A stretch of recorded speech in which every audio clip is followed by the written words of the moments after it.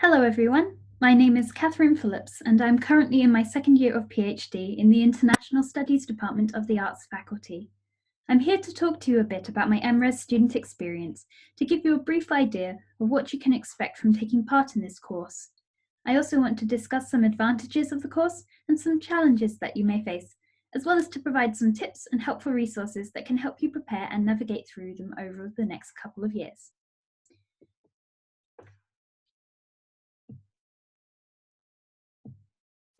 To start off with, I'd like to provide you with a bit of background on my own MRes journey. I started the BPhil MRes course in 2017 and submitted my thesis in the second semester of 2018. I chose to do this course because I was interested in continuing my studies and learning how to research and discover new things about the world around me. The fact that the MRes program allows you to research a topic of your choice, and at the end of 2 or more years of study, you've written something about a topic that no one has ever researched before was really exciting to me.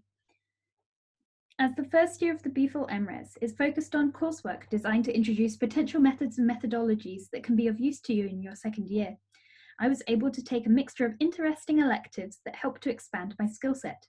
For example, I took units that taught me how to use simple coding software to map out data, and I even took some units from the anthropology and philosophy departments to supplement my studies, as I had an interest in ethnographic methodology and wanted to expand my critical thinking. This allowed me to not only do what was required for my department, but I could also explore topics in detail that I hadn't had the chance to in my undergraduate course. Towards the end of my first year, I was asked to choose my supervisor, and soon I had selected my broad topic too, K-pop social and spatial influence in Tokyo, and I was keen to get started on my own research project.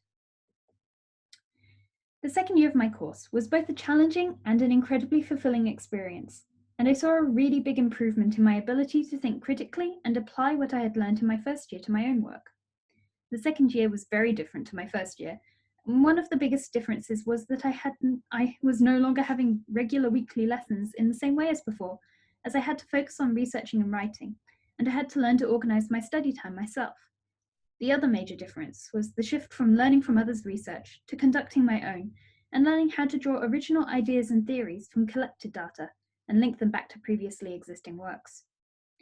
The key units from my first year helped me a lot with this, as I had a strong methodological foundation to build upon. Due to the nature of my topic, I conducted research overseas at the start of the year before returning to begin writing up my findings. I also ended up meeting with and adding a new supervisor to my team, who's now become my primary PhD supervisor. Midway through the year, my cohort were asked to present our work up to that point and respond to questions from both our peers and any staff present during a week-long assessment that worked quite like a research conference. This allowed everyone to watch what other students were doing and then also receive feedback and fine-tune our approaches, thanks to questions from the audience. This then really helped to improve my confidence in presenting my work, and I was also able to work on addressing potential weaknesses or areas I hadn't given thought to within my work so far. Finally, as the submission date for my thesis drew closer, I attended a workshop held by the HDR mentors to get a better understanding of what to do and expect before finally submitting in mid-October. However, my MRes journey did not just stop at this submission, as I was able to attend a postgraduate workshop to present my research, and the topic that I chose in 2017 has now influenced my current PhD topic, which looks at K-pop cover dancing here within Australia. For me, my favourite thing about the BPhil MRes was how satisfying it felt having a chance to become an expert, and the opportunity the course gave me to learn about something no one had ever known before.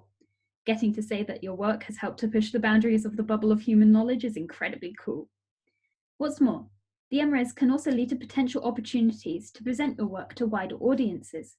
Your final thesis could become a presentation at a bigger conference or workshop, or you might even have the chance to publish your results as a journal article. Furthermore, I found that the skills I learnt over this 2-year course has been really helpful in my transition to my PhD. The MRes is focused on teaching research skills, and eventually beginning to conduct a short-term research project can stand you in good stead for even longer research careers. Not to mention things such as project management, ongoing critical thinking, and even writing skills, to mention but a few points, that you have the opportunity to practice over the next few years through the course are incredibly useful and transferable skills no matter where you end up working. However, it has to be said that undertaking a research degree is not without its challenges. The format of the MRes course is rather different to a bachelor's degree, and with anything new, it can take a bit of time to adjust to changes. In my own experience, the biggest challenges I found were mostly in the second year, when I was learning how to conduct my own research and manage a project, and working to produce a large body of work within a short amount of time. With these challenges, I found a few strategies and tips really helped to structure this new way of studying and keep my work progressing, and I would like to briefly share them with you here. Firstly, when it came to starting the second year of my MRes and I was working on my own time schedule, it helped to set up a plan for the upcoming weeks and months, which would outline what I needed to complete and by when. This really helped to reduce the workload in the later months when the pressure starts to increase. And it also broke down the initially daunting task of writing such a big thesis into more manageable chunks. Discussions and regular deadlines with my supervisor helped me stay accountable, and it also helped me feel motivated as I could better see the progress I was making. This sort of plan can also be used in the first year of BPhil as well. Secondly, I tried to write frequently in regular set focus times. By writing regularly, I found that my thoughts and words flowed better, and eventually I could write more within a day as well. Setting a specific time, I tried to focus for an hour in the evening, with no distractions, for instance, emails, and trying to do other tasks at the same time, or even trying to edit as you went. And to just write down without any distractions meant that I would be able to get words and ideas straight down on paper a lot faster. Even if the initial writing was not that smooth, I would have something that I could then take the time to edit and polish up later. Finally, rather than being a specific writing or planning tip, the third helpful strategy I tried to implement was being kind to myself when I ran into problems. With any big project, there may come times when things don't go as planned, and it can be easy to become frustrated when this happens. It's also easy to become nervous if you just look at the final goal while still at the starting place of a degree. At times like these, it's okay and even normal to feel nervous, and it's normal to have issues at least somewhere down the line. Research can be unpredictable in nature, and if you're struggling, there are many people and places you can go to within the university and resources to use that can help you feel better and give your work and skill set a handy boost. So, here are a couple of helpful resources and groups of people that you can turn to for support, and I encourage you to have a closer look at them in your own time, as they all provide excellent help in a variety of ways. Firstly, there's your faculty MRes offices and the High Degree Research Office, which can help with major inquiries and issues with things like changes to candidature, submissions, and scholarships, along with many more issues as well. Then there's the library, who help to arrange workshops throughout the year so that you can learn new skills necessary for your work and writing. If you're struggling with mental health at any point, then there's also student wellbeing, who are fabulous and can provide a wide variety of resources and support. They have things such as the Student Wellbeing app, they have online uni wellbeing courses, and they have face-to-face counselling sessions and even triage if you need immediate help. The staff who work in student wellbeing are great listeners and really approachable, and they also conduct several workshops throughout the year too. Then the HDR Mentors, of which I actually became a part, and we're a group of students who seek to support other high degree research students across the university, both socially and practically. As I mentioned before, one of the big differences between undergraduate study and high degree research is the change in how the course works, with more focus on individual research and writing. As a result, there can sometimes be fewer opportunities to meet with other students and engage with people around the university on a regular basis.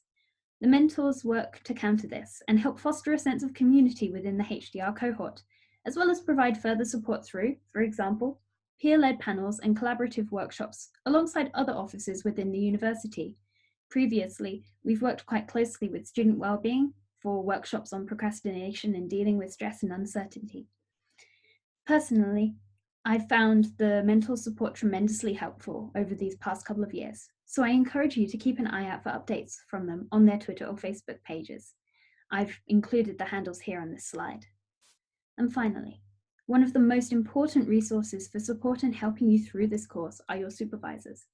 They're there to guide you, and due to their own experience in research, they will frequently be able to provide answers for a lot of questions you may have at first. Having a good relationship with your supervisor, who you will have a chance to select later on in the year, is really helpful, as their encouragement and guidance can really make a positive difference in the project to come. That being said, if you do have an issue with your supervisor, there are ways to change who you work with as well. The years ahead of you will be very challenging, yet very rewarding, with many opportunities available for you to help you on your research journey. Learning how to conduct your own projects and eventually produce new and original theories about the world around us is an exciting opportunity, and I hope you enjoy the process. If you're ever stuck or worried about how you're doing, people across the university, both students and staff, are here to support you and cheer you on. All the best for the next step on your university journey, and I look forward to hopefully seeing you around on campus.